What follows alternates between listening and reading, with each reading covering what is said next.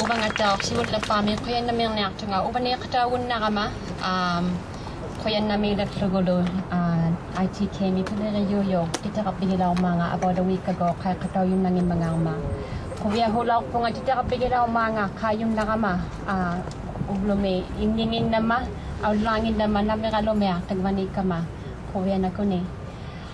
First, my thanks for the invitation that I received to be a part of this event. It is a real pleasure to be a part of an event like this, which I understand is now becoming an annual event. And if you just pan around to see who's on the hill with us this morning, or late this morning, early this afternoon, you'll see that a majority of us are young people, which is a very good representation considering what we are here celebrating today in Canada and worldwide.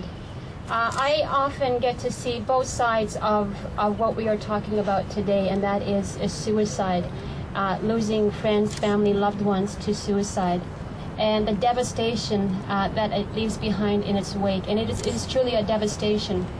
But I've also seen the other side of this, and that is, in my experience, both back home in Nunavut and across Canada, the persevering spirit of the Inuit people. You see that in our history over the thousands and thousands of years. You see that in the last 40 or 50 years as we've come into our own as a culture, as a people in today's society. And you see that today in the young people represented on the Hill today. It's a powerful testament to the will to live. And that's truly what I believe Inuit people represent, is the simple love for life and living. No matter the circumstance and situation, no matter what position we find ourselves in, the love for life is stronger than the fear of it. And that's what we're celebrating today. And hanging out here for the next hour, you're going to see evidence of that in our young people and everybody on the Hill today. And it is such a pleasure to be a part of that. And as I said, seeing both sides, I know that the will to live is stronger than the fear of it. And I see that across the country with Inuit people and Aboriginal people in general. And it is such a pleasure to see that. I'm going to end my few words with a poem that was given to me by a young man from BC about 3 years ago. And unfortunately and sadly, as we know, and I'm sure if you ask any Inuit person on the Hill today, have you had an experience with losing a friend or family member to suicide? They'll most likely say yes. I have. I know many people who have.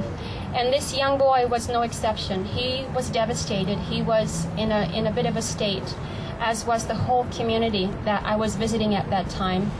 And they came together. This small town of 300 people came together to deal with what they were dealing with, which was a bit of a crisis at that time. And one of the ways that he was dealing with this, a 15, 16-year-old boy, was to go into his books, to start reading and to start writing. And he started writing poetry. He's a very creative young boy. He'll be going on 19, 20 today. And he handed me this poem before I left. And I want to end my portion with this, because this is a testament to the kind of determination that is inside of all of our children and our youth. And that is the determination we really need to focus on from here on and commit to. In his poem called Broken Arrow, he writes, "Walking through life blindly, my culture was swiped. There's nothing more they could take.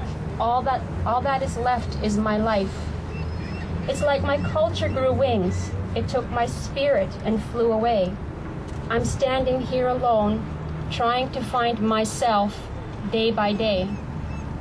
My culture has left, and it's hard to say goodbye, wondering if this life I live is all but a lie.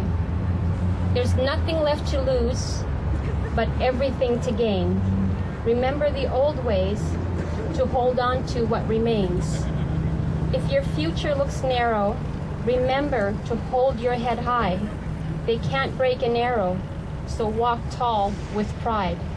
And this is a 16-year-old boy who had just lost a good portion of family and friends in a series of suicides in their small town, who came out of it by writing poetry and writing in a journal and just coming together in that town.